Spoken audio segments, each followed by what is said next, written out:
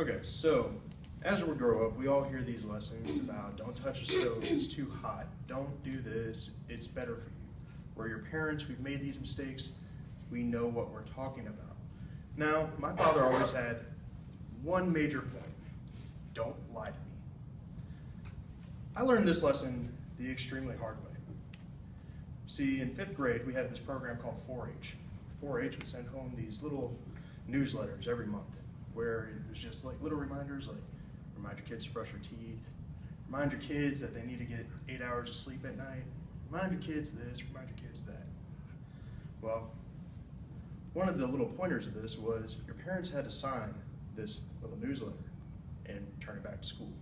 The first month, I did the honest thing, I brought it home, showed it to my parents, waited about a week until my dad signed the paper. Which by the time I got back to the teacher was like, why did it take so long?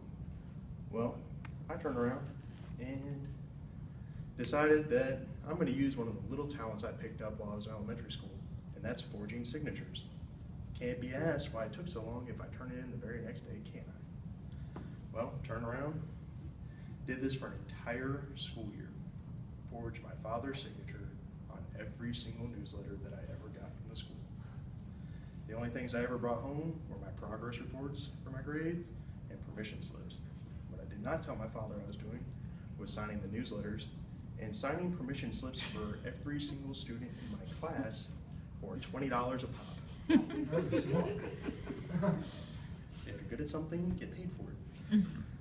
Not the point of the story here, but went an entire school year without being caught. Then parent-teacher conferences came up, end of the school year. Would have gotten away with it, except that I was too punctual for an entire school year with my father's newsletters. Teacher made up the point, you know, Mr. Mills, you're the first parent I've had that got the newsletters back to me every single time the very next day after we sent it home.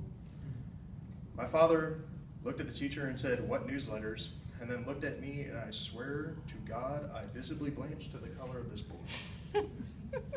There is no thing more frightening than looking at your parent's face and realizing that you messed up so bad you wish you were a cockroach because you were about to get it when you got home. Well, my father's favorite punishment to resort to was chopping wood. We lived out in the woods, so there was plenty of trees to pick. We get home, and he told me to just go outside and pick a tree, and he would come get me later. Well, I picked a tree, and 4 hours later, my mother came out, told me to go inside, take a shower, get changed, and go to bed. At this point, I had not realized exactly what my father decided my punishment was, and that punishment was my father disowned me. 3 days later, my mother finally told him that that was not an acceptable punishment, and he finally decided that he was going to have me as his son again.